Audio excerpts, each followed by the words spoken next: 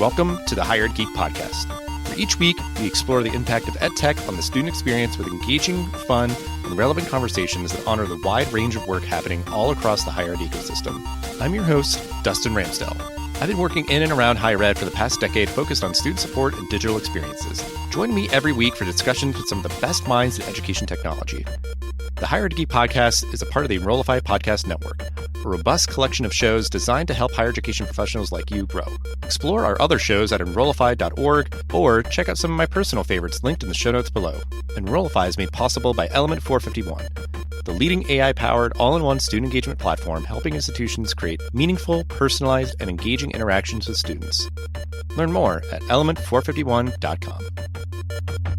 Hey there, everyone. Welcome to this episode of the Higher Ed Geek Podcast, episode number 266 with Ryan Catherwood, someone I've known for a long time. Really appreciate the opportunity to get him on this show and talk about the work that he does, bringing his decades of experience in alumni engagement and advancement work for higher education to bear in his various consulting projects.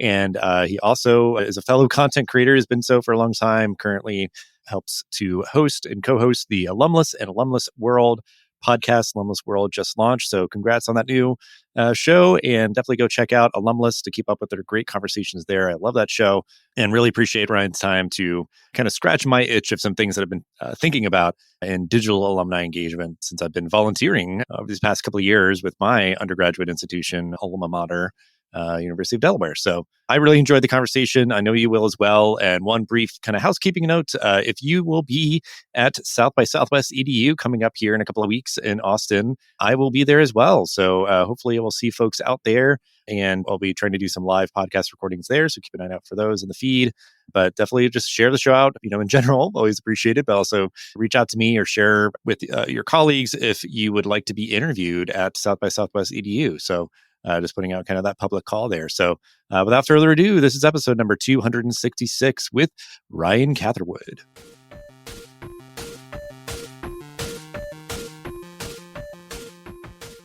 Hi, I'm Ryan Catherwood, and I am Senior Vice President with Chris Marshall Advancement Consulting.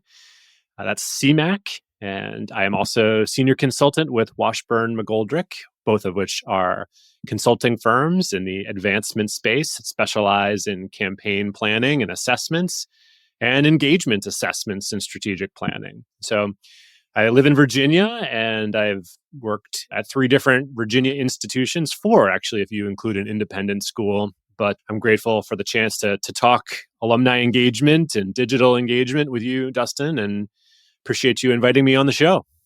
Yeah, I'm excited to explore, your kind of amazing background in this space, something that I've gotten a little bit more familiar with as I've gotten more involved in volunteering with my alumni association for my undergrad alma mater and doing some other volunteering for local event planning for my alma mater as well. So it's just like I obviously have known of this area, I've known of this space. Always just obviously a curious, geeky person with higher ed stuff, and I feel like it's a new area to explore. So I'm very excited to do that with you. We've had Chris on in the recent past, but we've been kind of acquainted in a variety of ways over the years, and yeah, just appreciate sort of your perspective on this space of alumni engagement, advancement, everything, but also as like a fellow content creator. We're kind of cut from the same cloth. But before we get too far, kind of talking about sort of our main topic of today of sort of digital alumni engagement, sort of where my head is at.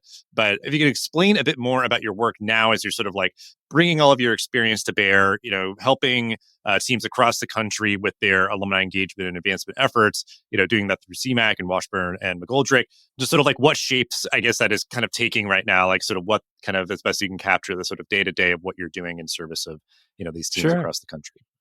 Sure. I mean, I'd say what is somewhat of a typical scenario is that a university, college, independent school is interested in a campaign. And whether it's a partnership with Washburn McGoldrick or CMAC or another consulting practice, part of the recommendations at the completion of a feasibility study, right, to see how much could be raised during that campaign and what are the gaps that might arise in successful completion of that campaign, it becomes apparent that there's a need for enhanced donor pipeline development, right? So what typically happens is a vice president or a president of the university will contact Washburn McGoldrick or CMAC and say, hey, we are looking to successfully do this $1 billion campaign and we need to grow our pipeline and revise our alumni engagement strategy. And typically what that means is that advancement vice presidents are looking for a more integrated strategy. We call it integrated advancement, which means that sort of the old way of thinking about it would be in the alumni relations terms. And I think, part of a new way of thinking about it is more donor engagement strategy, right? So I think advancement vice presidents are looking for alumni engagement, but they're looking at a more holistic approach to engagement that's not just alumni. It's families and fans and friends and students, and all of it is designed for the purpose of raising philanthropic funds, right? Whether over the short, medium, or long term. So I think my day-to-day is I work with schools as a thought partner. I do assessments and strategic planning workshops. I'll do regular sort of day-long workshops or alumni surveys, all of it in the service of trying to help schools develop a more integrated strategy so the pieces of the puzzle fit together and the advancement vice president, president of the university, can successfully reach their goals of their campaign. Yeah, and I think what's so interesting about this kind of work, from my understanding, I guess, and just by the sounds of it, you could be starting with somebody from sort of like, the ground level of like, we need to kind of develop our strategy. We don't know like what we should be doing and stopping and evaluating and, developing metrics and that sort of thing. So you'd be kind of going on that whole journey, or you could be like, working midstream where it's like, hey, we're developing a strategy, but maybe we don't have like the evaluation piece or whatever else. So like that idea where you can sort of be of service wherever teams are at, because I think just by the nature of maybe the leader that was in place or whatever else, it could be like, they're just looking to start up a new plan or evaluate what they have been doing to maybe then inform it. Like there's going to be that sort of cycle where it's like, you might come in at different points, but I think it is that idea of, frankly, like whatever functional area it is of an organization, having intentional kind of moments in time where you can bring someone in who could sort of like, bring sort of expertise and, experience and different things to bear to, just be that like kind of outside perspective and whatever else. So, like we kind of initially got connected through content creation. We're both, we've been podcasters for years through a variety of different shows and everything. So I guess just, I'm always curious, I guess, like how people sort of come to this and stick with it. Like what has led your interest in and kind of your continued commitment to content creation? Because it's been several years for both of us. We're both still doing it. So like, what is sort of the attraction that you have, I guess, to like the value of content creation in higher ed? Yeah, well, I got to say, it goes back, 15, 17 years now, really, right? I feel like I was going to graduate school in Australia and I got an internship at the University of Queensland Business School office. And some of my work at that juncture became about helping them sort of create content and do some writing and some interviewing of graduates while I was an intern. Got back to the States and I worked at a small graphic design shop where I live here in Richmond. And then my career sort of in education started as the director of marketing and communications for an independent school.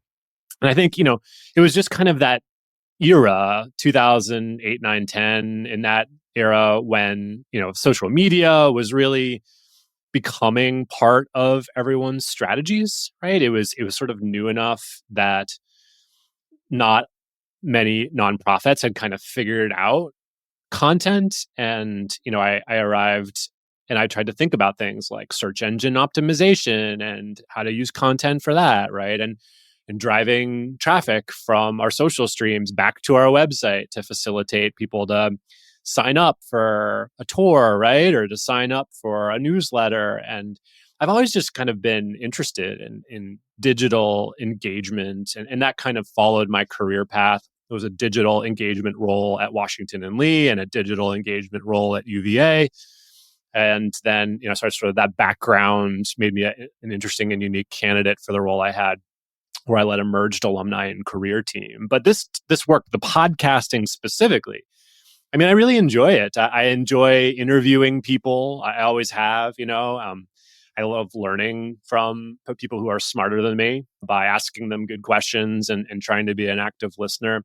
And if I can do that and get the name out about CMAC and Washburn McGoldrick and the work that we're doing, all while interviewing our clients or potential clients, and it's fun for me. And so I try to make it both part of my area of expertise, I suppose, when I'm consulting, but also try to use that background and experience to help our own marketing on behalf of the consulting practice.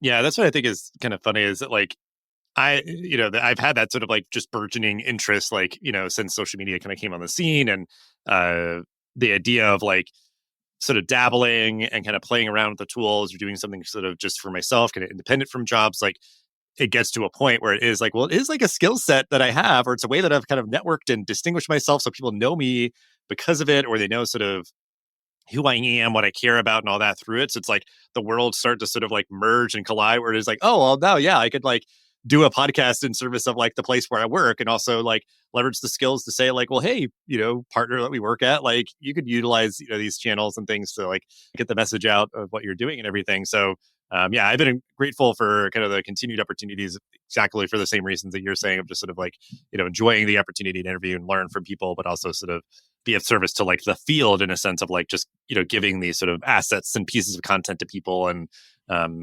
helping to elevate like the good work that people are doing and all that. So yeah, it's been a fun journey. And I think it's something where like that's been kind of funny where I'm like getting to be now in the position where I'm like mentoring current students at like, my undergraduate institution where it's like I'm reflecting a lot of like, that's the advice of like, find your thing. It doesn't have to be, that's always like kind of the pitfall that people do. It's like, well, I'm going to be like you. I'm going to try to do exactly what you did and follow in your steps. And it's like, yeah, maybe that'll work. But like, just find your thing of kind of getting yourself out there, whatever feels authentic and like, distinguishing yourself and whatever else. Cause it could be like, yeah, like if you're comfortable doing short form videos, like go for that. If you want to do a podcast, great. If you want to write, have at it. But yeah, I think it's just so much, kind of blending of things of like that we might do on the side with our day jobs and then just sort of being whatever it is, like kind of.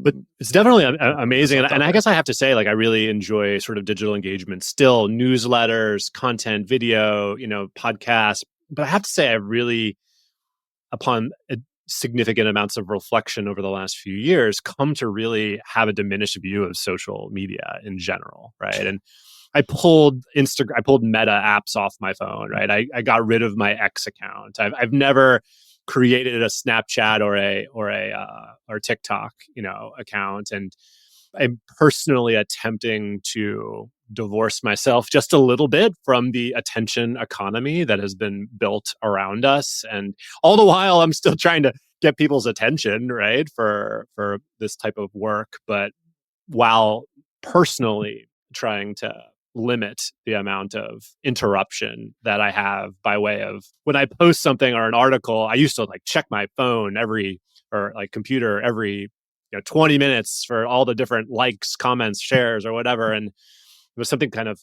addictive to that. And I've come to sort of really sort of appreciate how much that's part of the intentions of these technology companies is to drive my attention back to their app, right, with the red indicator lights. And so it's doing all this, Dustin, while I'm trying to sort of modulate just a little bit on how I consume and produce content, I would say.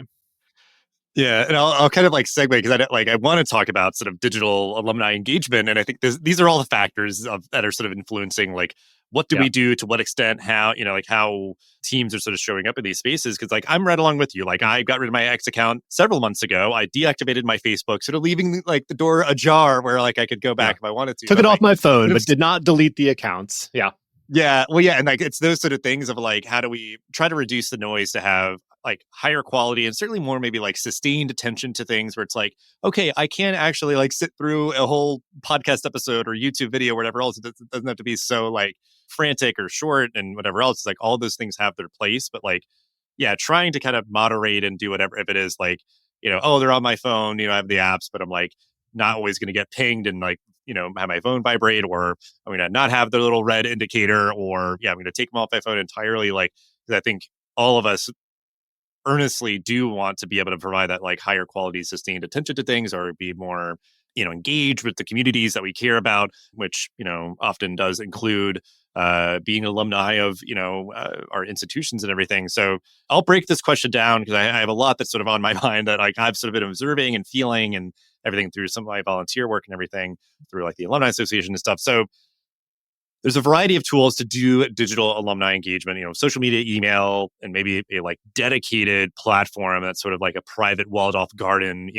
as maybe sort of the peak kind of extent of this. But what do you see as like the best ways to utilize these various tools? And we'll kind of maybe just break it down for like each of those three areas. But like social media, I feel like has just been very turbulent recently. Certainly that idea of people kind of migrating from certain platforms, going to new ones entirely. And, I'm sure, leaders that you're working with needing to try to evaluate and kind of adjust their strategy. So like, what's sort of like the anecdotal sort of observation that you've had of like kind of the best way to utilize social media as an outlet and sort of a conduit for digital alumni engagement, given just sort of like the kind of chaos of like, the past couple of years? It's a really challenging question. I think one of the things that's a factor here, what are the skill sets and the customs and cultures that are present and available in advancement shops? I think, for example, the vast majority of advancement shops have no one on staff that's capable of producing shorts. YouTube shorts, Instagram shorts, TikTok shorts, and that is fundamentally how people are consuming social media content right now.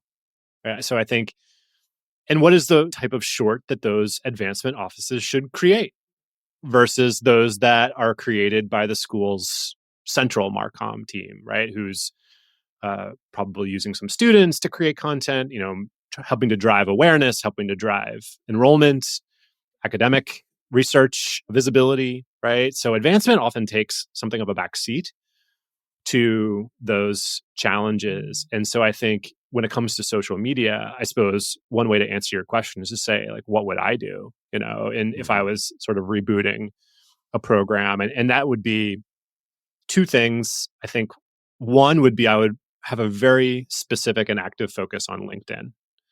And the reason for that is that the bases are pretty much covered for the other social media platforms at a university. But universities are very bad at using LinkedIn because they tend to regurgitate the same content that they would share on Facebook with what they would share on LinkedIn. And the audience on LinkedIn is not really students, right? The audience is alumni, is professionals.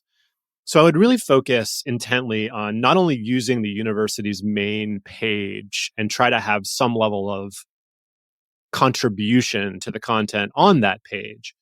I would also build a separate and unique page, whether you want to call that something network or you just want to call it university advancement, right? I would build out a separate content strategy from scratch, and I would measure and calculate and track the individual followers to that account, and I would use that as a key engagement metric. I would also hire a team of freelance contributors who are alumni donors who could create content, create shorts, do it in a way that's choreographed, that's a small team of freelancers who can speak towards engagement and philanthropy and the importance of it at their alma mater, but who also know content because it's a hobby of theirs or it's part of their job, right? So I could talk for a long time. And so what would you do with some of those legacy accounts like Facebook, Twitter? I don't know. I'd probably just get rid of them. I wouldn't post anymore on some of those accounts just because I feel like the audience continues to change and the content that people consume. And also, we're not doing anything with the data, with the results, like the followers on that, right? So what? Is a good question as it relates to, well, what did that Facebook post mean? Are we just worried about awareness? Anyway, I could talk for a while, but I'll stop there. No, yeah, I appreciate. Yeah, just kind of because I feel like this could be like the whole episode is just like he definitely could. Like I want to try to cover as much ground, but I think that is like such a good take on this, and like that idea that like the other bases are covered, let them kind of have those, because I know like I absolutely agree. My observation is that like some like folks that I've like talked to is we're like, well, we have our Facebook and we're doing stuff like there, but it doesn't feel like it's like as effective, and they're sort of scratching their heads and sort of being like, oh, well, it's like all we got or whatever. And just like, we're talking very about like tactical strategy pieces here is like in my head, and I guess sort of like the marketing world and the marketing terminology of like, what's sort of the like conversion pipeline? Like you're saying, like, so what? Okay, cool. Like you're doing these things. Like, so what? It's the idea of like, okay, we're seeing, these people engage in these ways. We can maybe reach out to them specifically with like kind of personal invitation to things like events and things that might be more interested in them, that might get them more likely to engage, attend, volunteer, donate, whatever else. Like, it just feels like you're in a better position there to sort of have a clear sort of pipeline towards like a outcome that is impactful for the goals that your team has, versus just like, well, we post there and like we see that it gets views, and we might pat ourselves on the back, and then you sort of like go on to something else. It's like, well, you can maybe sort of like reset and recalibrate, like you're saying, to like LinkedIn, and maybe use that as the opportunity to have a very clear sort of journey or pathway that could be very relevant to your team's goals. So yeah. You definitely have to. And like one other factor I'll just mention is that on LinkedIn specifically, it's easy to look people up, right? So like you have on people's profiles where like they studied at your university or they worked there, right? And you have where they work and where they live, and you can match that information with what's in your constituent database, right? And so there you can say that the Joe Smith that just followed our new LinkedIn page, right, is the same Joe Smith, and so therefore we can track him as active in our pipeline, right? And so, but some accounts, like some social media platforms, like TikTok, Instagram, for example, it's far more difficult to match an individual handle with an individual in your CRM, and I do think that matters because I'm in the business and advancements in the business of tracking activity back to individuals, right? That is the point. And if we're not doing that in a way that's manageable in an ongoing way, right? Even if it's not all of it, it's some of it. You wrap your arms around a piece of the activity on social media you're going to track. Then I think you have a way of assessing, okay, who are the people who want to get more involved, right? And this is their initial way of following along, right? Or signaling future interest, I suppose. Mm-hmm. Yeah, that's great. And so I know you had a recent episode with Ashley Budd, who's become somewhat of like just a email maven, a saint of email, an advocate for, I feel like, this often overlooked or underutilized or underappreciated channel. And I know we were talking about sort of in prep for this episode, sort of like I was having some parallel thought moments where I had chatted with somebody talking about like, well, email is such a like utility now. Like everybody needs it. You need it to be on social media, wherever else. And like she was repeating sort of the same mantra. And like I just really appreciated that sort of mindset where it's like, okay, if we're taking email seriously, I think there is a lot of kind of potential and opportunity here as well. So curious, any kind of like quick hot takes on email in terms of like how that can be leveraged in a sort of a strategic way, in the sort of the same way that we're talking here.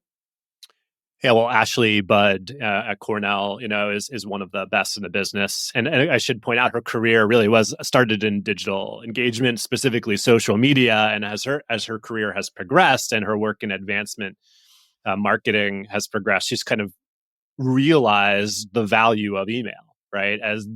Yes, it's a utility, but it is the conversion vehicle of choice, right? Where people are going to actually click through and sign up for something or make a gift, right? So I think whenever I encounter conversations that are about email, it's almost always in the context of helping a school find some balance between their cadence of solicitations and the other email that gets sent that provides value that's not a solicitation or an ask of some sort. So Ashley is excellent at helping schools develop a voice and send emails out that don't want people to do anything except enjoy the email that they just received, right? It is purely for them.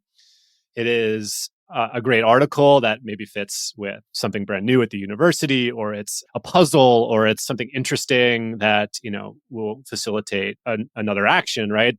Click through, if you will. But most universities haven't quite sorted that piece out. All the while, they have a really elaborate fundraising solicitation calendar and schedule, right? And they're not paying enough attention to the engagement strategy behind email. So I find like there's a lot of work to do for most advancement shops, sort of figuring out what is their voice, what is their cadence, and also convincing them to email more, not less. The brands we love are in our inbox multiple times a week, right? And to not be frightened to send emails that have value, right, to the receiver, right, rather than to the university. It's interesting, but I think the conceptual and deepening of our understanding around how to deliver email for advancement continues to evolve. And I think Ashley is right on the mark with her book Mailed It, and how she's helping to coach schools to just send better email. It's an art and a science, right?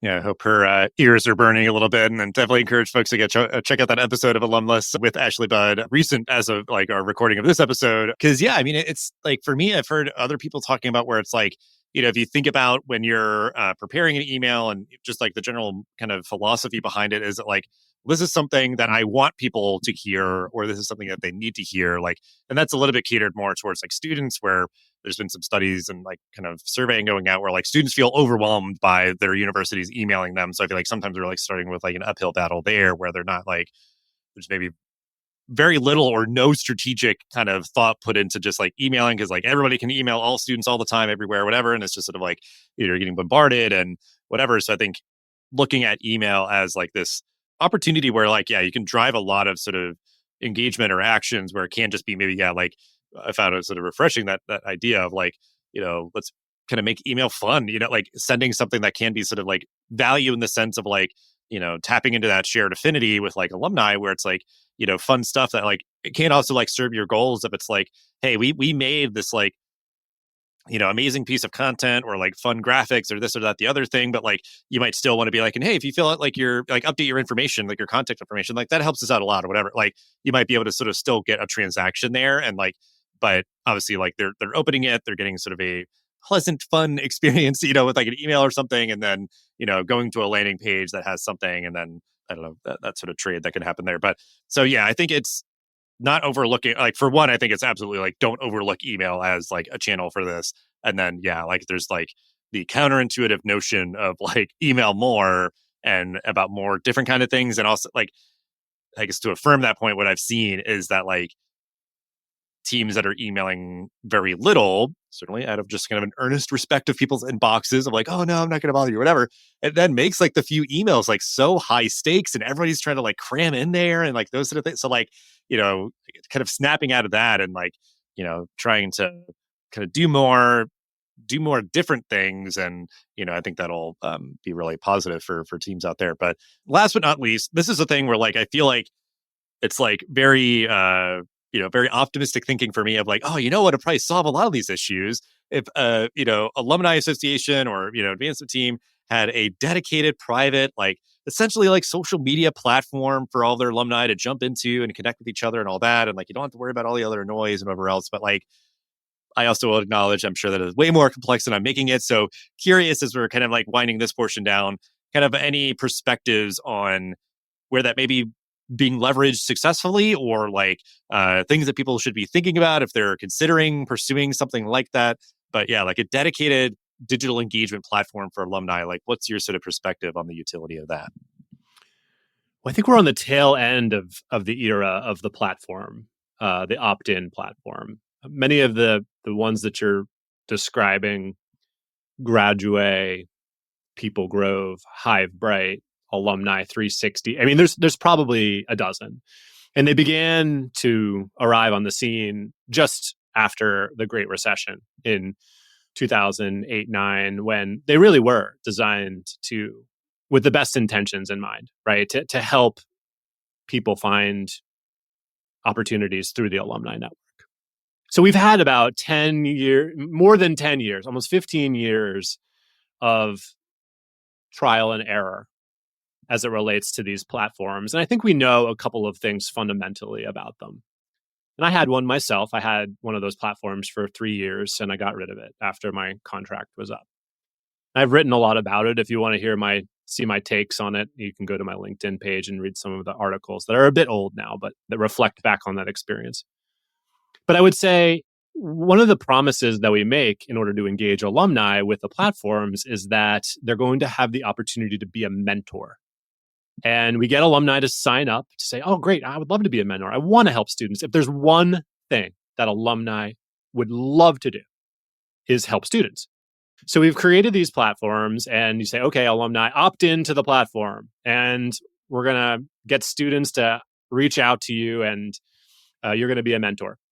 And what happens is the students never asked for that platform, right? I never had a student ask for a mentor, right? I ran a merged alumni and career team. And what ends up happening is that the alumni sign up and then they feel bad because no one ever reaches out to them, except for the few alumni who work at sexy brands, right? So you could have these hundreds and hundreds, thousands of alumni who have opted in to be mentors and to help out the university. And yet no one ever reaches out to them because they don't work at brands that the students recognize. So in a scenario whereby the point of all of it was to help spark relationships, help drive mentoring, no one gets what they want out of opt-in platforms like the ones that you're describing. And I think there's others out there that might dispute what I'm saying, but I think another factor on all of this is that these companies often undersell the amount of work that goes into the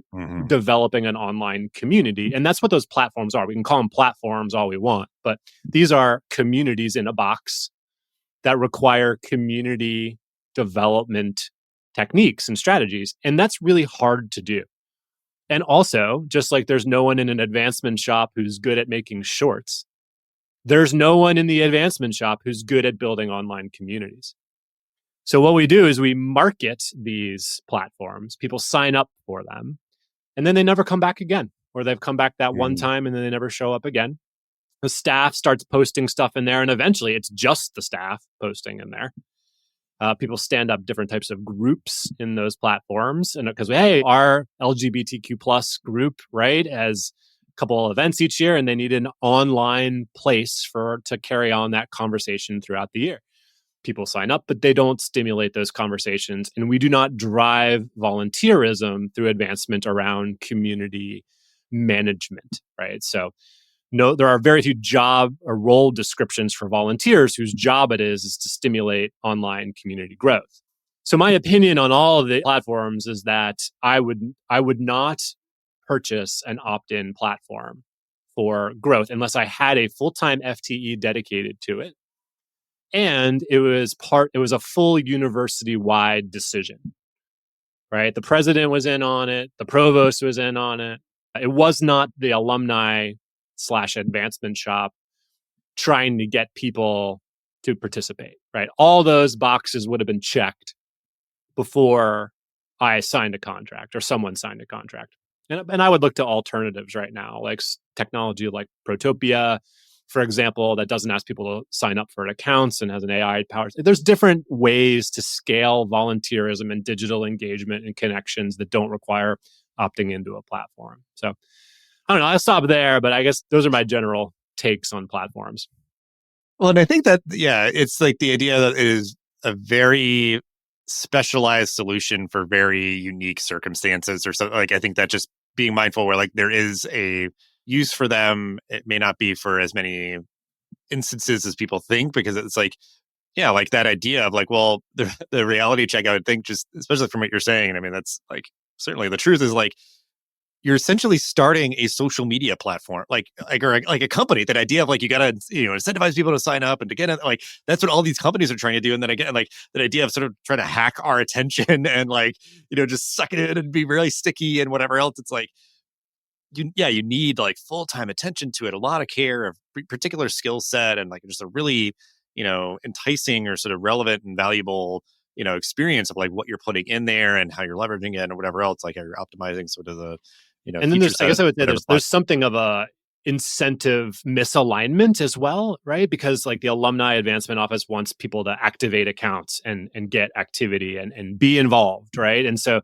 these technology companies with the platforms say, hey, get everybody to sign up right away. And then they do, right? And you're able to track that activity, but that's not how communities are built, right? You don't get everybody to sign up. We were talking, it's like getting people to show up at a restaurant where there's no menu yet, Yeah, and then you just have a scenario whereby a slow and steady wins the race approach, which is how successful communities are built, which involves people first and technology second, is just not the mandate, right? The mandate is we just spent $15,000 a year plus on this platform. Now go get everybody in there. But that's not how it works, right? That's not how communities are built.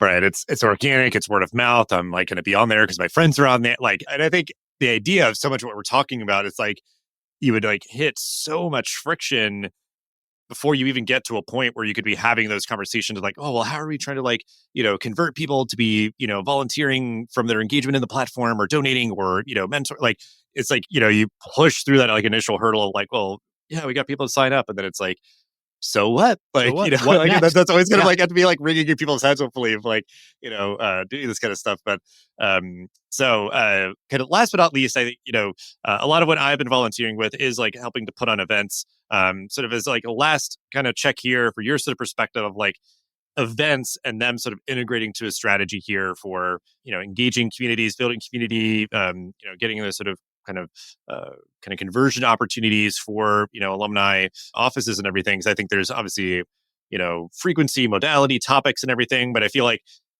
you have a way to sort of synthesize, simplify sort of the mindset that teams and volunteers can maybe approach how they leverage events to engage their alumni communities. Yeah, I mean, I think there's a couple challenges when it comes to events, right? Events are expensive, they're resource intensive, right? And we live in a post-COVID era where I think people are more picky than ever about the types of events they select, whether or not to leave the house or stop somewhere on their commute home, or spend time away from their families or kids.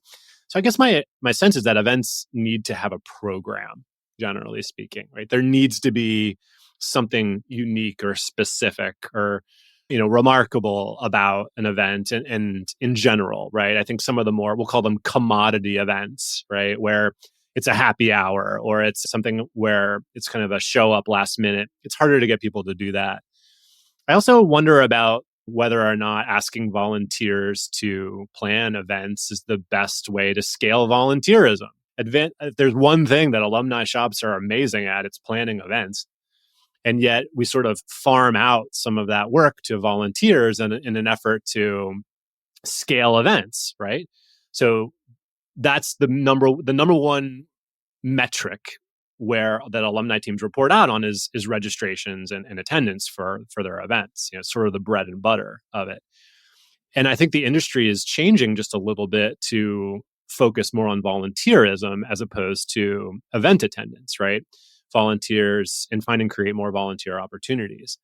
So I guess I just wonder whether or not asking alumni to help plan events is the best use of time, energy, and resources in order to grow engagement.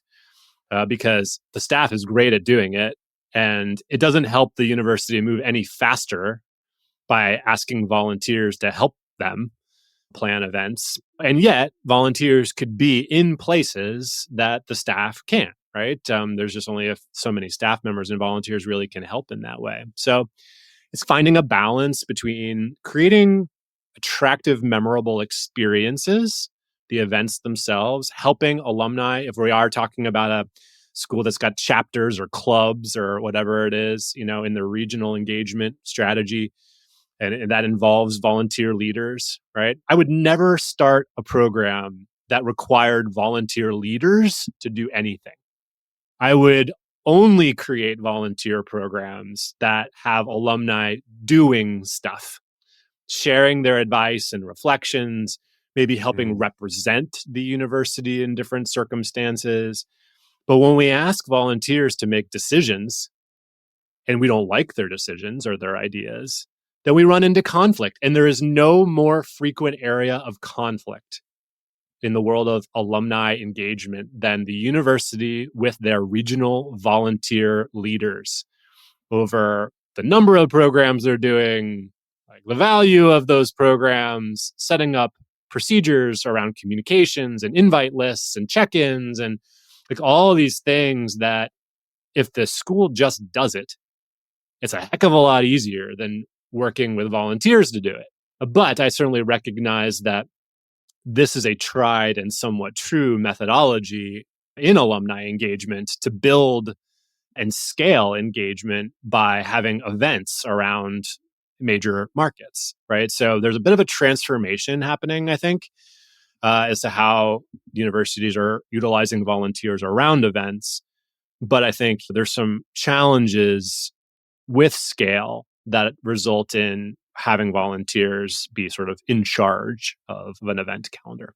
Sorry, I was rambling a little bit there, but No. I mean, I feel so much of that. So I appreciate you kind of giving some voice to it, especially just like from your perspective, sort of affirming where it's like, oh, it feels like kind of anecdotal, but maybe I'm like kind of, off base a little bit. But because I think like that idea of like you've scaled, you've got like, national, regional clubs, like so all these people, but it's like, well, it's going to be kind of leaky or sort of like, fragile a bit, if you're doing that, because I guess there's just a lot of logistical stuff that you might have to like now create sort of separation and steps, and well, they don't have their credentials to use our like platform to track or whatever. Like so, it's leaky, it's fragile. Like that's what sort of like metaphor came in my head. It's leaky it's like, and fragile for sure.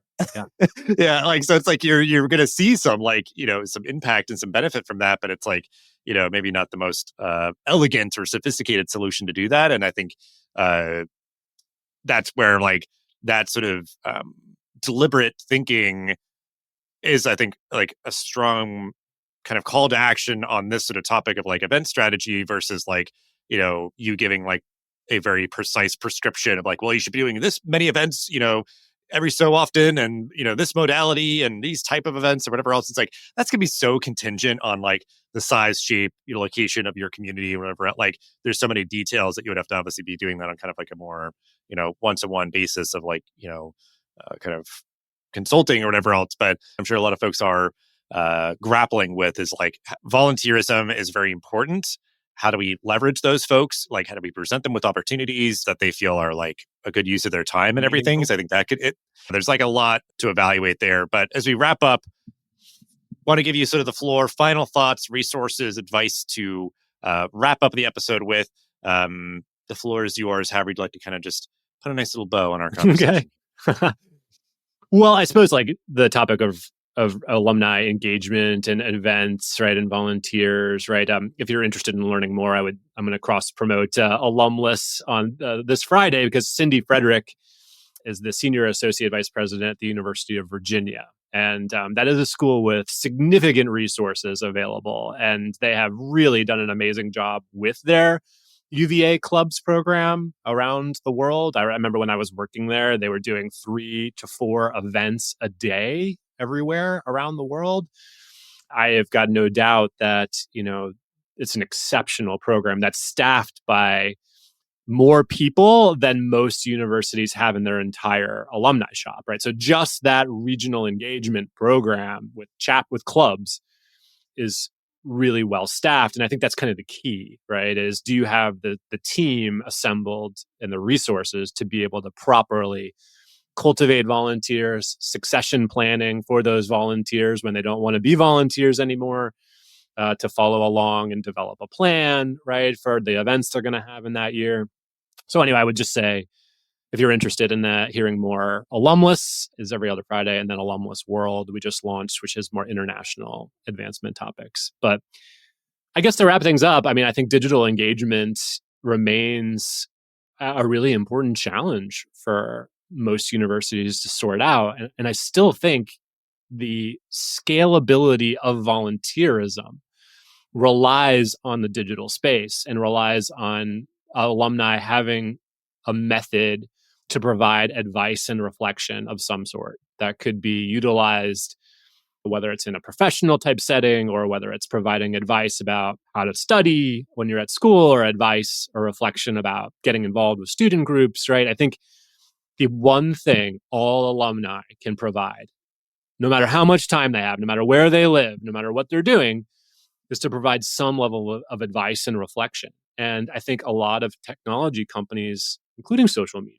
have attempted to sort through how to do that effectively.